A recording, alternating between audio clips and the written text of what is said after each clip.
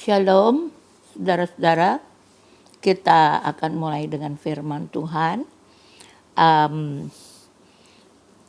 Tema pada minggu ini adalah penyembahan kepada Tuhan.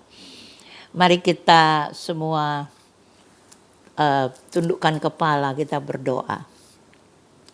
Terima kasih Tuhan, karena kami masih ada kesempatan untuk mendengarkan firman Tuhan.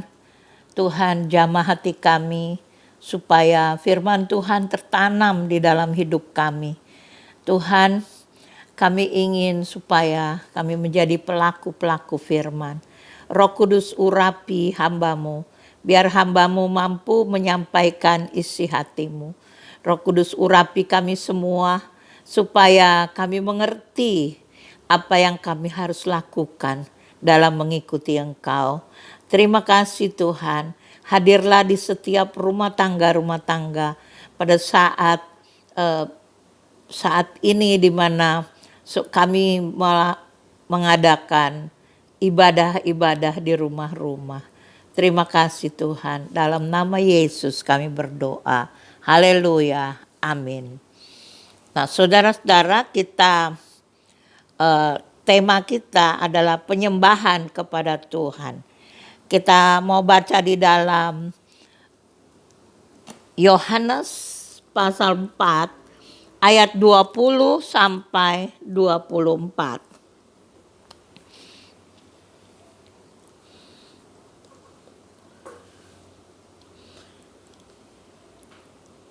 Nenek moyang kami menyembah di atas gunung ini, tetapi kamu katakan bahwa Yerusalemlah tempat orang menyembah. Kata Yesus kepadanya, percayalah kepadaku hai perempuan, saatnya akan tiba bahwa kamu akan menyembah Bapa, bukan di gunung ini dan bukan juga di Yerusalem. Kamu menyembah apa yang tidak kamu kenal. Kami menyembah apa yang kami kenal, sebab keselamatan datang dari bangsa Yahudi. Tetapi saatnya akan datang dan sudah tiba sekarang bahwa penyembah-penyembah benar akan menyembah Bapa dalam roh dan kebenaran, sebab Bapa menghendaki penyembah-penyembah demikian. Allah itu roh, dan barang siapa menyembah Dia harus menyembahnya dalam roh dan kebenaran. Amin. Saudaraku, ini Tuhan Yesus pergi ke daerah Samaria, dan itu ke tempat yaitu dekat sumur Yakub yang ada di Sikar, dan bertemu dengan wanita Samaria ini. Samaria itu pada waktu Israel terbagi dua, Israel Utara dan Israel Selatan, dan Samaria adalah ibu kota dari Israel Utara. Di tahun 722 sebelum Masehi, itu Samaria ditaklukkan oleh Asyur, dan karena mereka memberontak, maka dikirimkanlah banyak orang-orang asing, yaitu orang-orang yang bukan Yahudi berada di daerah Samaria. Akhirnya terjadilah kawin campur, dan pada saat itu orang Yahudi kalau sampai bukan Yahudi, mereka tidak mau bergaul. Jadi orang Yahudi tidak bergaul dengan Samaria. Bahkan mereka menolak sama sekali tentang Samaria. Dan waktu Yesus bicara kepada wanita Samaria ini, dia heran kenapa Yesus orang Yahudi mau bicara dengan dia. Nah saudaraku, ada yang namanya Bukit Gerizim adalah tempat pusat keagamaan dari orang Samaria. Jadi mereka beribadah, mereka mempersembahkan korban pagi petang itu di Bukit Gerizim. Sedangkan Israel Selatan mereka mempersembahkannya di Yerusalem.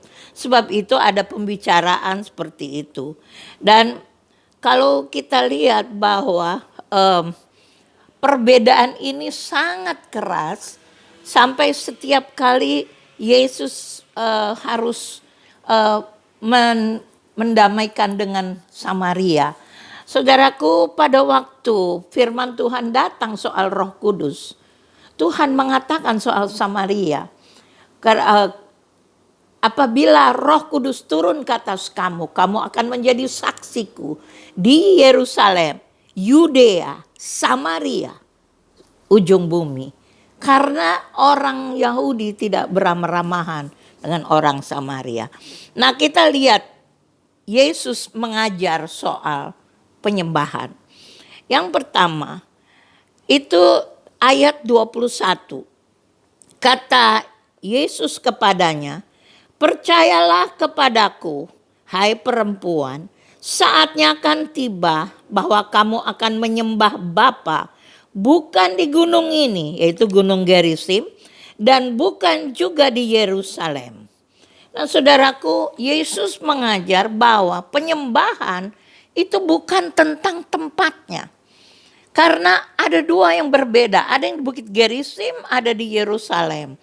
Tetapi itu tempat itu adalah jasmani. Yesus yang kita sembah, kita menyembah langsung kepada Yesus. Itu sebabnya bahwa saatnya akan tiba bahwa kamu akan menyembah bukan di gunung ini, bukan juga di Yerusalem. Nah, saudaraku, kita menyembah sekarang dalam rumah-rumah ibadah di seluruh dunia tersebar. Kalau sampai Tuhan tidak mengajar dan membawa kita untuk keluar daripada Yerusalem, maka kita pasti untuk menyembah Tuhan harus ke Yerusalem. Nah, saudaraku, itu sebabnya kita lihat bahwa sekarang ini menyembah Tuhan dimanapun kita berada bisa. Dan bait Allah adalah kita. Tidak tahukah kamu bahwa kamu adalah bait Roh Kudus? Karena Roh Kudus diam di dalam kamu. Saudaraku, jadi berarti kita dapat bertemu dengan Tuhan.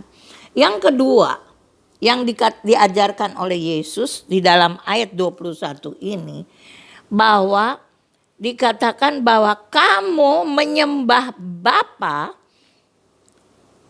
kamu menyembah Bapa bukan di gunung ini, bukan juga di Yerusalem. Mengapa Yesus memakai kata Bapa bukan Allah?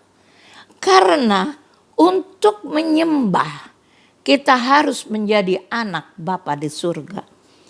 Saudaraku, kita harus sungguh-sungguh sudah penyerahan hidup.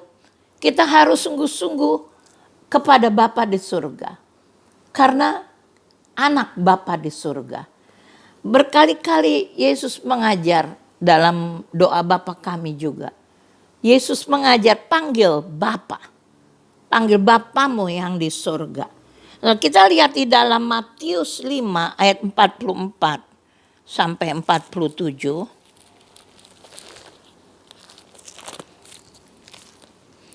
Matius 5 ayat 44 sampai 47.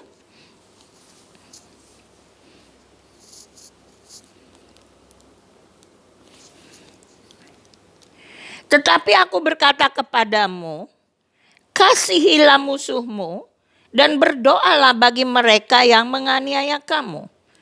Karena dengan demikian kamu menjadi anak-anak Bapamu yang di surga, yang menerbitkan matahari bagi orang yang jahat dan orang yang baik, dan menurunkan hujan bagi orang benar dan orang yang tidak benar. Apabila kamu mengasihi orang yang mengasihi kamu, apakah upahmu? Bukankah pemungut cukai juga berbuat demikian? Dan apabila kamu hanya memberi salam kepada saudara-saudaramu saja, apakah lebihnya daripada perbuatan orang lain? Bukankah orang yang tidak mengenal Allah pun berbuat demikian? Karena itu haruslah kamu sempurna, sama seperti Bapamu yang di surga adalah sempurna. Saudaraku, berarti kalau Bapa, orang-orang yang tidak benar hidupnya, Bapa tetap memberikan matahari bersinar, hujan pada musimnya. Bapa tetap memberkati mereka. Dan dikatakan kalau kamu mengasihi musuhmu, maka kamu adalah anak-anak Bapa di surga. Maksudnya adalah bahwa kita ini adalah seperti Bapa kita. Jadi pertama adalah karakter. Saudaraku, like father, like son. Sama seperti bapaknya, demikian juga anaknya. Karena dikatakan bahwa kalau kamu menyembah Bapa, berarti kamu harus anak Bapa di surga. Dan karakter Bapa harus ada, sehingga kamu tidak membeda-bedakan orang. Saudaraku, ini yang Tuhan ajarkan. Dia terbitkan matahari bagi orang-orang jahat. Dia berkati juga orang-orang jahat. Dia beri kesehatan untuk orang-orang jahat. Nah, karakter kita harusnya seperti karakter Bapa. Sebab itu kita disebut anak-anak Bapa di surga. Dan seorang penyembah, kalau Bapa dengan anak itu hubungannya itu sangat dekat. Berbeda dengan Bapa dengan pegawai. Berbeda dengan Bapa dengan orang-orang yang lain. Tapi Bapa dengan anak itu hubungannya kerap. Sebab itu untuk menjadi penyembah kita harus punya hubungan yang akrab. Sehingga kita memanggil dia Bapa. Dan kita layak untuk menyembah dia. Jadi yang pertama tadi adalah karakter. Yang kedua, kita mempunyai hubungan yang akrab dengan Bapa di surga. Nah, kita lihat lagi di dalam Yohanes 4 ini ayat 23 dan 24. Tetapi saatnya akan datang dan sudah tiba sekarang bahwa penyembah-penyembah benar akan menyembah Bapa dalam roh dan kebenaran. Sebab Bapa menghendaki penyembah-penyembah demikian. Allah itu roh, dan barang siapa menyembah dia harus menyembahnya dalam roh dan kebenaran. Nah, di sini dikatakan bahwa Bapa menghendaki penyembah-penyembah demikian. Bapa menghendaki. Kalau dalam bahasa Inggris, the Father seeks.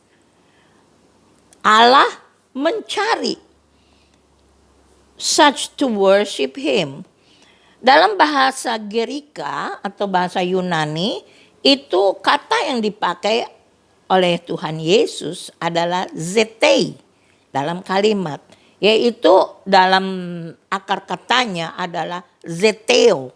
Dan itu artinya mencari. Jadi Bapa mencari. Apa arti zeteo? Yaitu yang pertama, Bapa mencari orang yang menyembah demikian. Yang kedua, Bapa rindu orang yang menyembah demikian. Yang ketiga, Bapa itu sangat perlukan orang-orang yang menyembah demikian.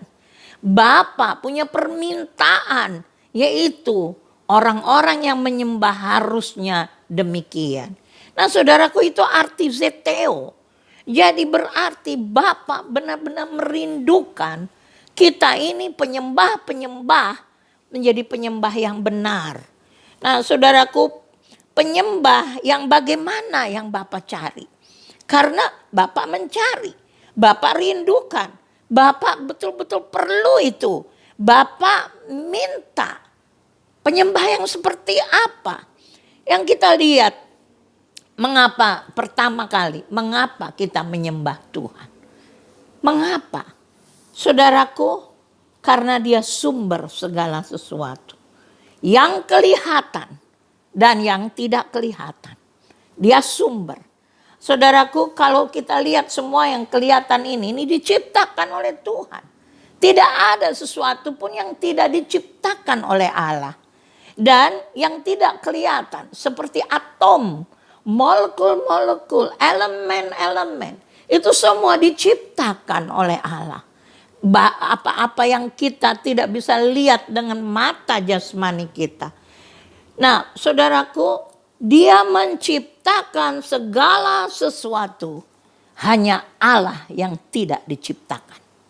Karena dia yang menciptakan. Hanya Allah yang tidak diciptakan. Karena kita berasal dari dia. Kita diciptakan oleh dia. Dan kita patut menyembah dia. Kita lihat dulu di dalam Kisah Para Rasul 17 ayat 24 sampai 27. Allah yang telah menjadikan bumi dan segala isinya, Ia adalah Tuhan atas langit dan bumi. Tidak diam di dalam kuil-kuil buatan tangan manusia. Dan juga tidak dilayani oleh tangan manusia. Seolah-olah ia kekurangan apa-apa. Karena dialah yang memberikan hidup dan nafas dan segala sesuatu kepada semua orang. Dari satu orang saja ia telah menjadikan semua bangsa dan umat manusia untuk mendiami seluruh muka bumi. Dan ia telah menentukan musim-musim bagi mereka dan batas-batas kediaman mereka. Supaya mereka mencari dia dan mudah-mudahan menjamah dia dan menemukan dia. Walaupun ia tidak jauh dari kita masing-masing. Saudaraku, Allah yang menciptakan kita. Dia menciptakan segala sesuatu yang ada. Dia dikatakan tidak dapat, dia tidak dilayani oleh tangan manusia. Dia adalah pencipta langit dan bumi. Dan dia tidak diam di dalam kuil-kuil buatan manusia. Dia begitu dahsyat. Dia yang menciptakan segala sesuatu. Nah, karena dia menciptakan kita, patutlah kita menyembah dia. Saudaraku, kita lihat lagi di dalam Mazmur. Bukan hanya kita yang menyembah. Bukan hanya manusia yang menyembah. Tapi juga pohon-pohon, gunung-gunung, cakrawala. Mazmur 19 ayat 1 sampai 5. Langit menceritakan kemuliaan Allah. Dan cakrawala memberitakan pekerjaan tangannya. Hari meneruskan berita itu kepada hari. Dan malam menyampaikan pengetahuan itu kepada malam. Tidak ada berita dan tidak ada kata. Suara mereka tidak terdengar. Tetapi gema mereka terpencar ke seluruh dunia. Dan perkataan mereka sampai ke ujung bumi. Saudaraku, kenapa? Karena Allah adalah pencipta. Dia menciptakan seluruh alam semesta ini. Dia menciptakan kita. Itu sebabnya patutlah kita menyembah dia. Patutlah kita memuliakan namanya. Nah, penyembah yang Tuhan cari yang mana? Kita tahu bahwa kita tidak ada tujuan lain yang lebih mulia, yaitu hanya menyembah dia. Nah, kita lihat penyembah yang Tuhan cari. Yaitu yang pertama, kata menyembah yang dipakai di sini dalam bahasa Gerika yang Tuhan Yesus pakai adalah proskuneo. Kata ini artinya tersungkur, menaklukkan diri, memuja, berlutut, membungkuk, seperti anjing mencium tangan tuannya. Nah, saudaraku, Ini perkataan yang Tuhan pakai. Waktu dia mengatakan di dalam Yohanes pasal 4 ini. Saudaraku, 9 kali kata proskuneo itu diucapkan. Dan kalau kita lihat, ini hubungannya dekat sekali. Karena seperti anjing mencium tangan tuannya. Saudaraku, anjing dengan tuannya, itu tuannya ada. Tuannya itu satu dan itu tuannya dekat sekali dengan anjing itu. Saudaraku, mencium itu harusnya jaraknya dekat. Itu sebabnya hubungan kita dengan Tuhan harus dekat. Jadi kalau tidak kenal, tidak akan mencium. Saudaraku, kita ketemu saja anjing di jalan, anjing jalan-jalan di jalan kotor-kotor, kita angkat, kita cium, ya nggak mau. Karena kita nggak kenal anjing itu. Nah saudaraku, itu hubungannya harus dekat. Hubungannya harus akrab. Saudaraku, karena mencium itu jaraknya tidak jauh. Apakah mencium dari jauh? Tidak pernah.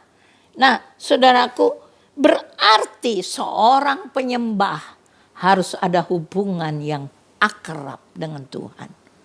Seorang penyembah punya hubungan yang intim dengan Tuhan. Tidak mungkin kita katakan saya menyembah Tuhan. Bahkan kita katakan I am a true worshiper. Tetapi hati kita jauh dari Tuhan. Tidak mungkin. Saudaraku, harus dekat sekali dengan Tuhan. Dan sikap kita, seperti tadi arti dari proskuneo, tersungkur, menaklukkan diri, memuja, berlutut, membungkuk. Itu kalau kita lakukan jasmani, itu tidak berarti sama sekali. Tetapi batin kita penuh penghormatan dan merendahkan diri di hadapan Tuhan. Dari hati. Kita bisa menyanyi dengan suara bagus, tapi kalau hati ini tidak tunduk, tidak menghormati Tuhan, itu tidak ada gunanya. Ada menyanyi dengan gaya macam-macam, tapi hatinya tidak di sana. Yesus berkata, engkau memuji aku dengan mulutmu, tetapi hatimu jauh daripadaku. Itu sebabnya harus dari hati. Kita benar-benar tersungkur di hadapan Tuhan. Kita benar-benar memuja Tuhan. Benar-benar berlutut secara dalam. Kita merendahkan diri di hadapan Tuhan. Nah saudaraku, penyembah kedua yang Tuhan cari adalah itu yang pertama proskuneo, artinya sangat dekat dengan Tuhan. Yang kedua yaitu dikatakan tadi kita baca bahwa Allah mencari penyembah-penyembah yang benar. Saudaraku, dalam bahasa Inggris true worshiper itu dalam bahasa Gerika atau Yunani yaitu aletinoi proskunetai. Aletinoi proskunetai. Artinya penyembah yang sejati. Penyembah yang sejati. Yang benar-benar dari hatinya. Saudaraku, orang-orang yang benar-benar berbakti kepada Tuhan. Orang-orang yang mencintai Tuhan. Orang-orang yang serius dengan Tuhan. Orang-orang yang benar-benar sudah mempersembahkan hidupnya kepada Tuhan. Saudaraku, kita bisa bergaya seolah-olah rohani. Haleluya, haleluya. Di depan kita menari-nari. Tetapi hati kita bagaimana? Apakah kita penyembah yang sejati? Apakah kita ini benar-benar orang yang mencintai Tuhan? Orang-orang yang serius dengan Tuhan? Orang-orang yang menyerahkan hidup sungguh-sungguh kepada Tuhan. Saudaraku, itu yang Tuhan cari. Jadi bukan hanya sekedar memuji, sekedar menyembah, tetapi dari dalam hatinya. Nah, yang ketiga yang Tuhan cari adalah penyembah di dalam roh. Kita akan baca dulu kembali di dalam Yohanes pasal 4 tadi. Yohanes pasal 4. Tetapi ayat 23-24. Saatnya akan datang, sudah tiba sekarang, bahwa penyembah-penyembah benar akan menyembah Bapa dalam roh dan kebenaran. Sebab Bapa menghendaki penyembah-penyembah demikian. Allah itu roh, dan barang siapa menyembah Dia harus menyembahnya dalam roh dan kebenaran. Harus menyembahnya dalam roh dan kebenaran. Nah, penyembah yang Tuhan cari adalah penyembah di dalam roh. Di sini roh itu pneuma, bahasa Yunani, itu adalah roh manusia. Roh manusia harus menggapai roh Allah. Harus menggapai roh Allah. Nah, saudaraku, sebab Allah itu roh. Allah itu roh. Kalau kata Tuhan Yesus, kalau kita mau menyembah Dia, menyembah dalam roh, karena Allah itu roh. Nah, saudaraku, roh manusia itu dijadikan, dihidupkan oleh Tuhan, oleh roh Allah. Kita lihat dulu di dalam Yehezkiel 36. Yehezkiel 36 ayat 26 dan 27.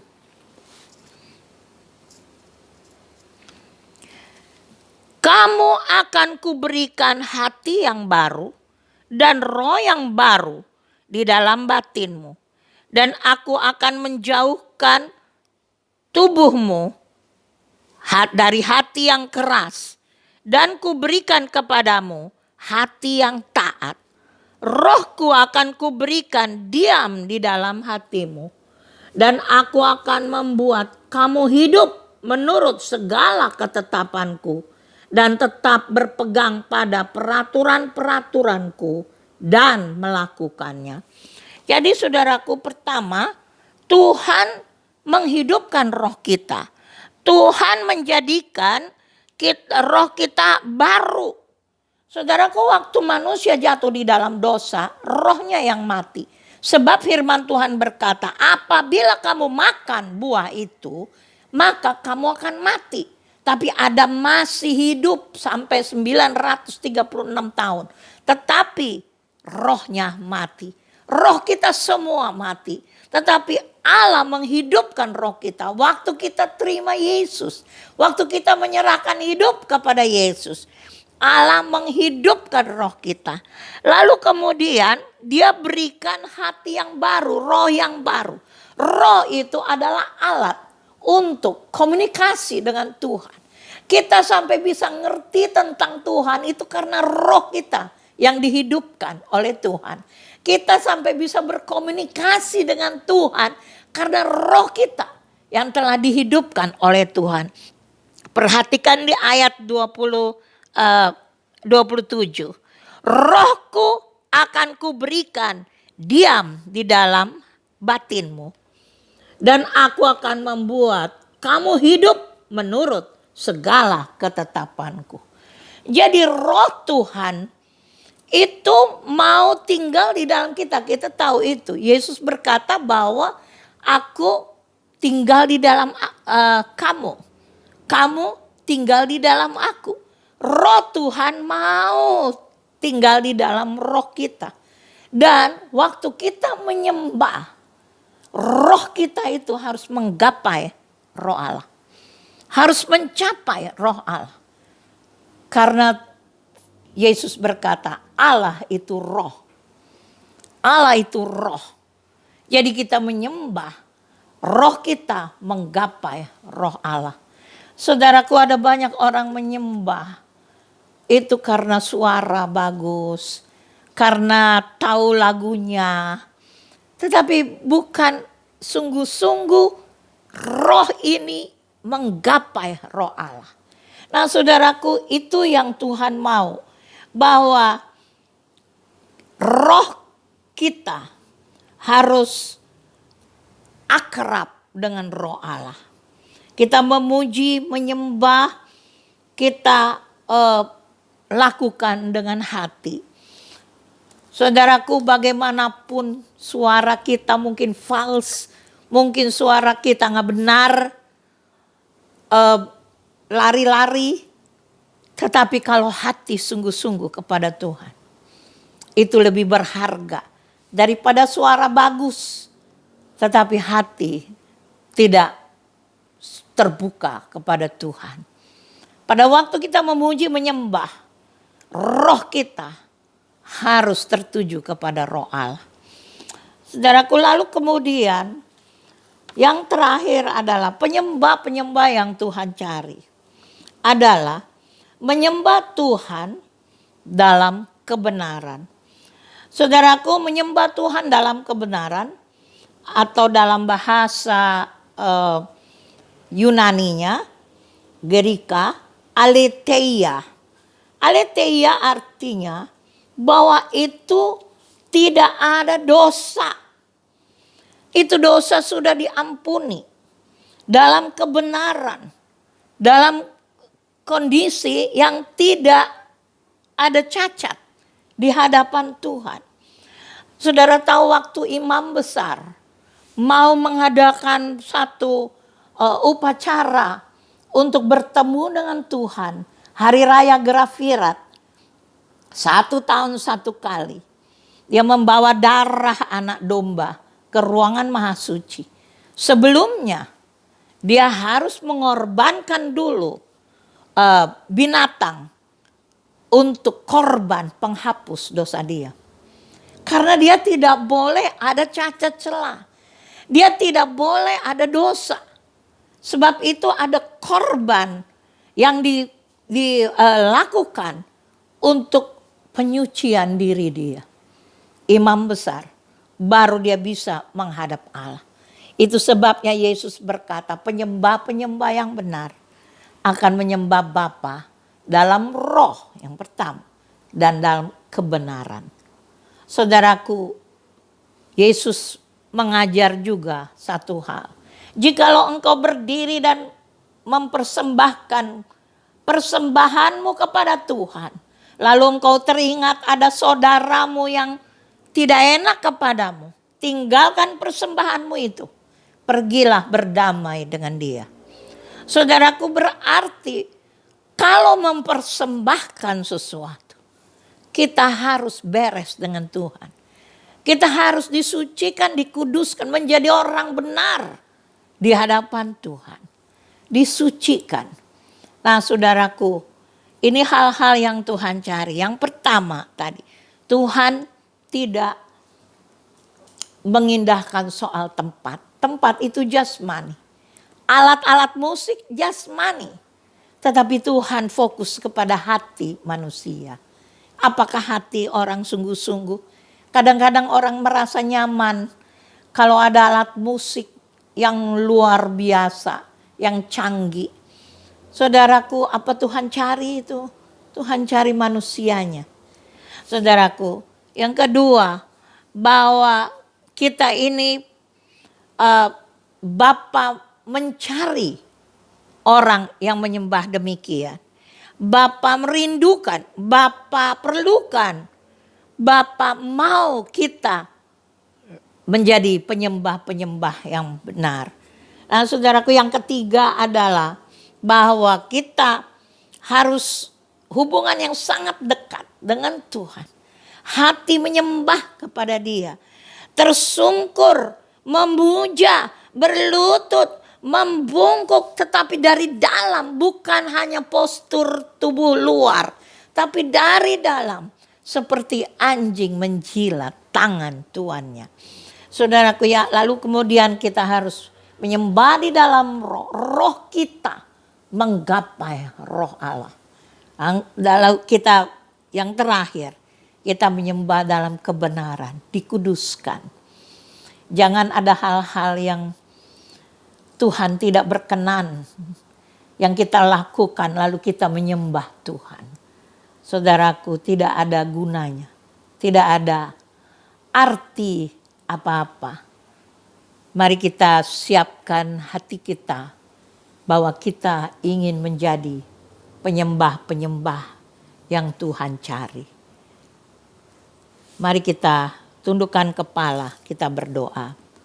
Terima kasih Tuhan, ajarlah kami untuk menjadi penyembah-penyembah yang Tuhan cari. Ajarlah kami Tuhan, supaya kami menyenangkan hati Tuhan dengan penyembahan kami. Tuhan, kami minta berikan pujian, nyanyian, penyembahan dalam hati kami. Walaupun kami tidak hadir di dalam gereja, tapi di rumah kami masing-masing, kami menyembah Tuhan. Terima kasih Tuhan. Kami mau berdoa untuk orang-orang, dokter-dokter dan perawat yang menangani pasien. Tuhan, berikan mereka kekuatan, berikan mereka daya tahan tubuh yang tinggi. Tuhan, kami berdoa untuk pasien-pasien yang kena COVID, Tuhan, biar Engkau sembuhkan mereka. Di dalam nama Yesus kami ikat semua roh-roh COVID ini, kami usir dalam nama Yesus dari bumi Indonesia.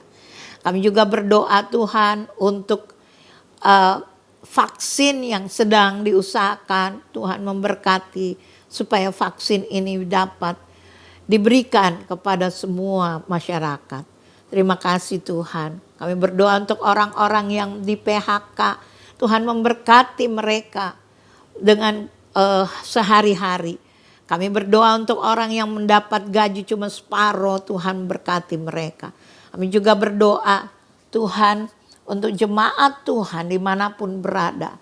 Tuhan memberkati mereka biar supaya mereka tetap beriman teguh dan tetap melakukan ibadah dan bertumbuh di dalam Tuhan walaupun di rumah-rumah.